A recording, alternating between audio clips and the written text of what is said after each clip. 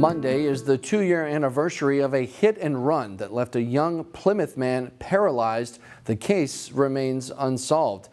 Investigators say a vehicle hit Austin Smith as he was riding his bike home. Emily Haugen spoke with Austin's mother about the case and shares how you can still help after the tragedy.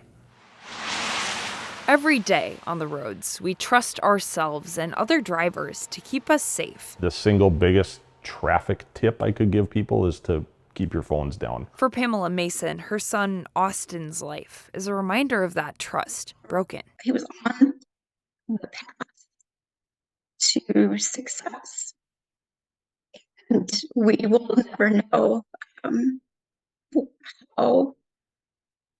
what his life would have been like. Austin Smith was riding his bike at the intersection of Rockford Road and Vicksburg Lane on September 25th, 2021, when he was hit by a reckless driver who changed his life forever. Quickly determined that the striking vehicle had left the scene of the crash. Austin was blessed that he made it. Of course, his quality of life isn't nearly obviously what it should be. 2 years later, he's still with us, thankfully. As a result of the hit and run, Austin is nonverbal and quadriplegic. His family lives in Iowa, where he improves day by day. But his family's life will never be the same. I'm still grieving the loss of my son in many ways. Plymouth Police Chief Eric Fadden says officers have searched for answers to the crash. They've exhausted every lead. The investigation is pending at this point, classified as inactive, because we simply don't have any other leads to follow up on. And officers are still searching for a black Acura TSX. Pamela says it's difficult to move forward without any answers. She's begging the driver to step forward. I wouldn't go public. I wouldn't make an example of them, but we just need closure. Austin needs closure. We deserve that. In Plymouth, Emily Haugen, CCX News. Anybody with any tips regarding the hit and run can call the Plymouth Police Department, or you can make an anonymous report to Crime Stoppers of Minnesota. To the north of where the hit and run on Vicksburg occurred, the city of Plymouth is overseeing a restriping project with the goal of reducing speeds and crashes.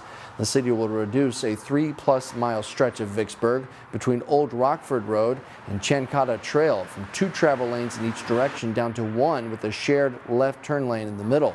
According to Plymouth city officials, the changes are expected to reduce speeds by 5% and crashes by up to 20%.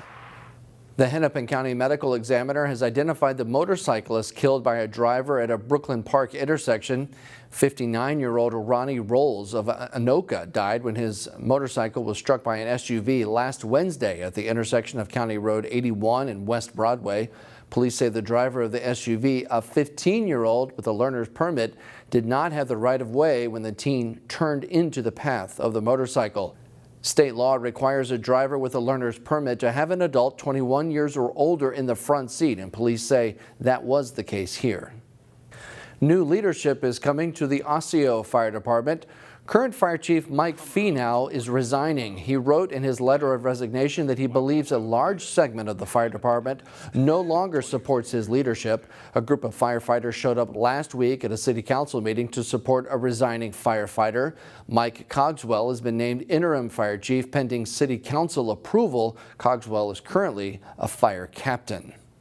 People in Robbinsdale got to see some European engineering up close this weekend. Italian vehicles from vintage to brand new made the trip to downtown. Photojournalist Dustin Scholl helped capture what he saw.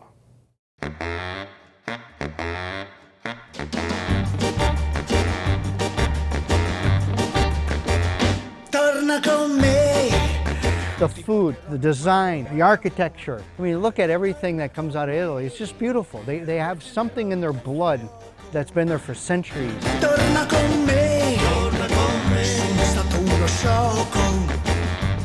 Somebody was looking out for us because we have perfect weather. You know, it's a fantastic turnout. We have tons of vehicles here, vintage, new. Everybody's having a great time. A good family event. And of course, it couldn't have been in a better spot. In Robbinsdale, we're downtown in a small town, USA. What could be better than that?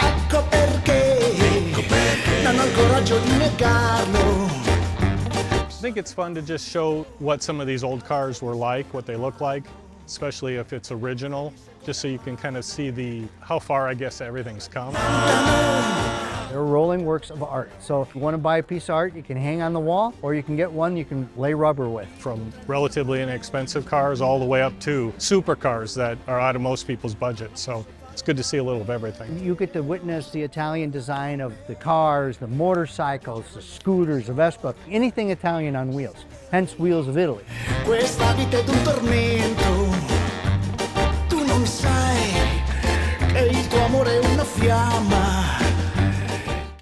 The organizers of Wheels on Broadway hope to make the event an annual one. Finally today, a growing and glowing tradition at Champlin Park Senior High. Anoka-Hennepin district staff sent out these photos that mark the beginning of this school year. Seniors at Champlin Park and other high schools in the district gathered at sunrise to unite and to bond for the last year of high school together. And at the end of the year, they plan to gather at sunset.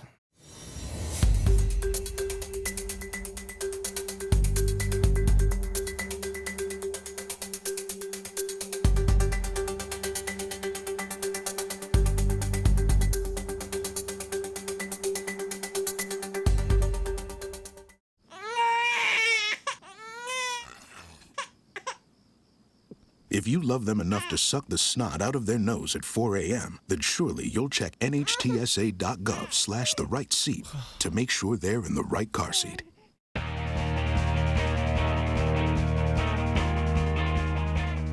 After a Week 2 loss to Champlin Park, Maple Grove football bounced back last week, defeating Centennial. On Friday, the Crimson had an opportunity to go on the road and hand Anoka their first loss of the season. Chaz Boots has the highlights. Packed house at Goodrich Field for Anoka's homecoming game. The Tornadoes ranked 5th in Class 6A. The Crimson slotted at 8th in 6A. On Anoka's first drive, Peyton Poddenny rolls right, throws the pass right, but the only guy there is Maple Grove's Dylan Vocal. Crimson take over from midfield after the INT. The Tornadoes saw a heavy dose of Chuck Lungama. The junior weaves his way in and out of defenders, sheds a couple arm tackles, and gets in the end zone from 27 yards out. Crimson up 7-0. Later in the first quarter, Maple Grove deep in Anoka territory again. This time, Caden Harney goes play action, scrambles left, and finds Nathan Romadka in the end zone for a 15-yard touchdown. That made it 21-0. Second quarter, the Crimson kept pouring it on. Harney throws it to Lungama in the flats, and take a listen to the hit that Lungama delivers.